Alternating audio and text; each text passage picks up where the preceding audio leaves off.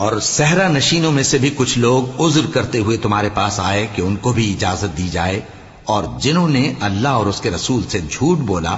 وہ گھر میں بیٹھ رہے۔ سو جو لوگ ان میں سے کافر ہوئے ہیں ان کو دکھ دینے والا عذاب پہنچے گا، نہ تو ضعیفوں پر کچھ گناہ ہے اور نہ بیماروں پر، اور نہ ان پر جن کے پاس خرچ موجود نہیں کہ شریک جہاد ہوں، یعنی جب کہ اللہ اور اس کے رسول سے مخلص ہوں۔ نیکوکاروں پر کسی طرح کا الزام نہیں ہے، اور اللہ بخشنے والا ہے، مہربان ہے۔ اور نہ ان بے سر و سامان لوگوں پر الزام ہے کہ جو تمہارے پاس آئے کہ ان کو سواری دو، اور تم نے کہا کہ میرے پاس کوئی ایسی چیز نہیں جس پر تم کو سوار کروں، تو وہ لوٹ گئے، اور اس غم سے کہ ان کے پاس خرچ موجود نہ تھا ان کی آنکھوں سے آنسو بہ رہے تھے۔ الزام تو ان لوگوں پر ہے جو دولت مند ہیں اور پھر تم سے اجازت طلب کرتے ہیں، یعنی اس بات سے خوش ہیں کہ عورتوں کے ساتھ جو پیچھے رہ جاتی ہیں گھروں میں بیٹھ رہے ہیں۔ اللہ نے ان کے دلوں پر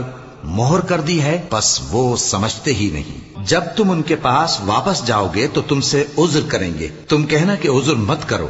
ہم ہرگز تمہاری بات نہیں مانیں گے۔ اللہ نے ہم کو تمہارے سب حالات بتا دیے ہیں،